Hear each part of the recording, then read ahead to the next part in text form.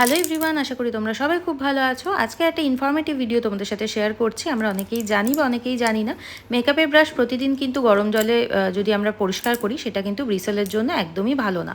মাঝের মধ্যে ঠিক আছে, কিন্তু প্রতিনিয়ত সেটা ঠিক না।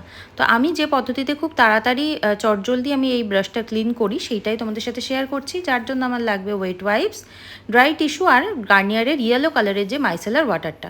তো প্রথমেই দেখলে আমি একটা ড্রাই টিস্যুর মধ্যে মাইসেলার ওয়াটার বেশ কিছুটা নিয়ে তারপরে আমাদের আইব্রোর যে ব্রাশটা থাকে সেটা দেখো আমার ভীষণ খারাপ অবস্থা, লাস্ট কাজের পরে একদম টাইম পাইনি আর ক্লিন করা, সেটা দেখো কত সুন্দরভাবে ক্লিন হয়ে যাচ্ছে। ঠিক একইভাবে তারপরে আমি একটা ওয়েট ওয়াইপসের মধ্যে বেশ কিছুটা ওয়াটার, এই মাইসেলার ওয়াটারটা নিয়ে এই কনসিলার ব্রাশটা খুব সুন্দর করে কিন্তু ক্লিন করে নিয়েছি। বলবো না 100% ক্লিন হয়, তবে মোটামুটি 80 to 85% যেরকম ক্লিন হয় তাতে হাইজিন মেনটেন করা যথেষ্ট সম্ভব। তো প্রতিদিন আমাদের কাছে অতটা সময় থাকে না যে উষ্ণ গরম জলে প্রপার পদ্ধতিতে ব্রাশ ক্লিন করা, এবং সেটা ব্রিসেলের জন্য খুব একটা ভালোও না।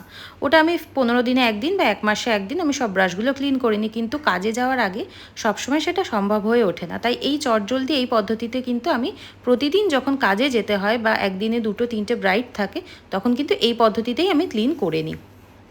দেখো লিপস্টিকের ব্রাশ তো তোমরা জানোই, যেহেতু আমরা ওয়াটারপ্রুফ স্মাচপ্রুফ লিপস্টিক ইউজ করি সেটা ব্রাশে কিন্তু খুব বাজেভাবে আটকে থাকে।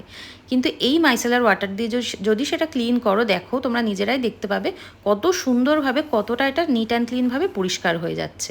তো এই পদ্ধতিতে তোমরা যদি ব্রাশ ক্লিন করো, আশা করি তোমাদের সময়ও অনেকটা বাঁচবে আর ব্রাশগুলো খুব তাড়াতাড়ি বেশ খানিকটা কিন্তু ক্লিনও হয়ে যাবে। তো ভিডিওটা যদি ভালো লেগে থাকে অবশ্যই একটা লাইক, শেয়ার আর কমেন্ট কিন্তু অবশ্যই করে দিও।